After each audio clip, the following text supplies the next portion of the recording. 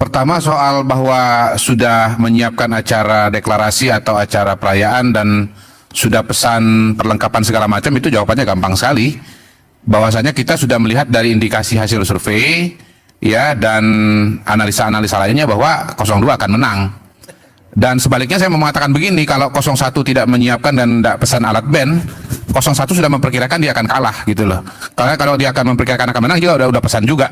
Begitu kan? Ya kan begitu. Jadi dari survei begitu ya. Nah, Kodari ini sebenarnya tim sukses, Anda tim sukses 02 atau ahli sih sebenarnya? Nggak, terus terang dong. Saya tim sukses 01, Anda 02. Gini, saya diundang nah, Anda tim sukses 02 enggak? Gini, saya ataukah Anda bagian dari konspirasi itu? Untuk saya tanya, Anda konsisten dong. Dengan apa Anda yang diberikan kepada saya. Anda konsisten. Kalau Anda menjadi bagian dari konspirasi itu, katakan di publik, saya Kodari yang pertama kali mempromosikan Prabowo Jokowi untuk menjadi pasangan, dan saya menginginkan Prabowo Jokowi untuk bersatu dan memenangkan pemilihan di Indonesia. Omong dong. Nggak penting. Jangan itu. kemudian Anda membela 02, tetapi Anda tidak berani deklarasi bahwa Anda pendukung 02. Nggak penting itu. Semua orang sudah tahu. Jantan dong, jantan. Jadi orang jangan pengecut. Semua orang sudah tahu bahwa saya ketua umum gerakan sekali putaran. Kenapa Anda masih nanya? Berarti Anda kurang gaul. Minta maaf. Sesuatu yang sudah diketahui semua orang, Anda masih bertanya kepada harus saya. Harus dibedakan. Itu kan Anda bisa bilang omong-omong, ormas dan lain sebagainya. Anda bilang saja kalau Anda tim sukses 02. Saya juga analis, saya juga peneliti. Anda diundang sebagai apa di sini? Anda memberikan identitas kepada saya. Terserah saya. Anda diundang sebagai apa? Ini wilayahnya Ainyus yang undang. Diundang sebagai apa? Sebagai apa ya? Bukan wilayah saya. Ini wilayahnya Ainyus. Diundang sebagai apa? Tadi tanyakan, apakah Anda mau menyatakan bahwa Anda bagian dari 02? Begini, saya atau tidak? Ada pengamat, ada ahli yang kemudian berpura-pura independen, tetapi dia menjadi bagian dari konspirasi itu. Itu yang saya tentang. Karena itu Refli Harun mengatakan saya bagian dari 01. Saya jujur mengatakan tidak main di belakang, main di depan. Ya. Oke. Bung Kodari silakan. Jadi balik lagi ya. Anda mau berdiri juga apa? Jawab itu dulu. Anda mau berdiri juga apa? Nggak perlu, udah cukup kok. Dengan kalimat saya sudah mengatakan dengan jelas. Nah, saya sekarang mau nanya kepada Bang Bagja nih sebagai Ketua Bawaslu. Kalau dibilang kemudian ada pelanggaran-pelanggaran, sebetulnya definisi pelanggaran dalam pemilu dan hasil pemilu itu apa sih? Mohon dibantu dijelaskan supaya kita jelas ini definisinya. Pelanggaran itu jika kemudian melanggar ketentuan-ketentuan yang ada dalam pasal-pasal yang ada dalam Undang-Undang 7 tahun 2017. Pada pelanggaran ada 4 jenis pelanggaran: pelanggaran administrasi pemilu, pelanggaran tindak pidana pemilu, pelanggaran kode etik penyelenggara pemilu, dan pelanggaran hukum lainnya. Ada yang sebelum, tadi sudah disebutkan Bang Refli, ada yang sebelum, ada yang sedang, dan ada yang sesudah nanti. Pada saat nanti, misalnya sekarang ada setelah penghitungan suara, ada masalah apa tidak? Kemungkinan tindak pidananya ada. Apa misalnya? Tadi bisa juga suaranya di transfer kanan kiri depan belakang, bisa saja. Nah, itu bisa kejadian. Itu pelanggaran-pelanggaran yang diatur. Nah, pelanggaran ini harus memenuhi syarat formil dan material. Pertama, syarat formilnya apa? Syarat formilnya alat buktinya ada, kejadiannya ada, saksinya ada,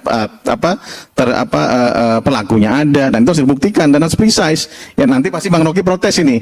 Yang bisa dibuktikan nanti nggak bisa dibuktikan, susah. Kalau kita kemudian lari dari pembuktian akan jadi permasalahan. Nah, membuat aplikasi yang bikin gaduh pelanggaran nggak? Ya silahkan saja dilaporkan, tidak ada masalah. Nah, pelanggaran yang bisa membatalkan hasil pemilu atau bisa membuat pemilu diulang itu pelanggaran yang mana? Pelanggaran administrasi terstruktur, sistematis, dan masif. TSM. Ya. Oke. Seperti apa TSM? Nanti kita akan. Jangan disederhanakan. Apakah ini juga problem hukum atau tidak?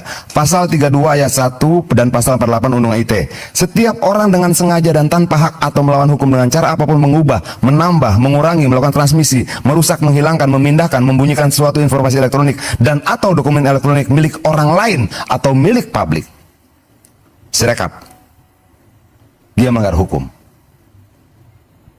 Merubah, mengurangi, memberikan data palsu, tidak benar, membohongi publik, problem hukum. Ya, sebentar. Ya. Itu tidak termasuk dalam pelanggaran pemilu. Bukan. Betul, tapi dia pelanggaran hukum. Ya. Yang ketika dia punya kekuatan hukum bisa berdampak pada legitimasi pemilunya. Jadi jangan disederhanakan seperti itu. Bahwa ada rangkaian kebijakan lain, produk-produk undang lain yang dia berkaitan dengan yang lain. Kalau kemudian bisa dibuktikan bahwa KPU menyebarkan kebohongan publik karena menggunakan alat transmisi elektronik untuk menyampaikan angka-angka yang tidak benar, oke? Rontok nggak yang lainnya? rontok, walaupun dalam undang-undang pemilu tidak masuk kategori pelanggaran pemilu, tapi inilah kejahatan pidana yang berdiri sendiri, yang vonisnya bisa berdampak pada legitimasi hasil pemilu. Demikian. Oke. Ponisnya enggak. Kemudian apakah bisa membatalkan hasil pemilu? Ya enggak.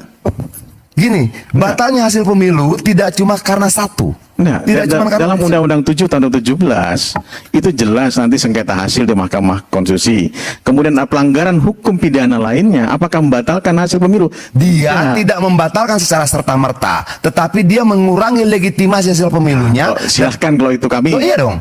Dan ini kan semua sudah tahu. Kenapa orang berani berbuat Ada perbedaan tafsir hukum di sini. Bukan. Ya. Enggak, yang Yang jelas disebutkan sebagai pelanggaran membatalkan hasil pemilu bukan Enggak. kemudian undang-undang ITE. Ada semua orang berani. Kenapa semua orang berani berbuat curang? Dalam konteks ini, main curang habis-habisan. Karena waktunya cuma 3 hari. Tanggal 20 Maret. Kesimpulan sudah dibacakan. Partai politik yang keberatan cuma punya waktu 3 hari untuk Untuk menyampaikan. MK. Ya. Ya. Di luar itu lancar. Dan itu berat. Dan orang bermain dalam wilayah yang sangat sempit ini. Itu loh. Makanya saya bilang, pertarungan kita tidak cuma gugat-menggugat dalam konteks pelanggaran pemilu, tapi kita akan bertarung dalam undang-undang dan peraturan Oke. hukum lainnya.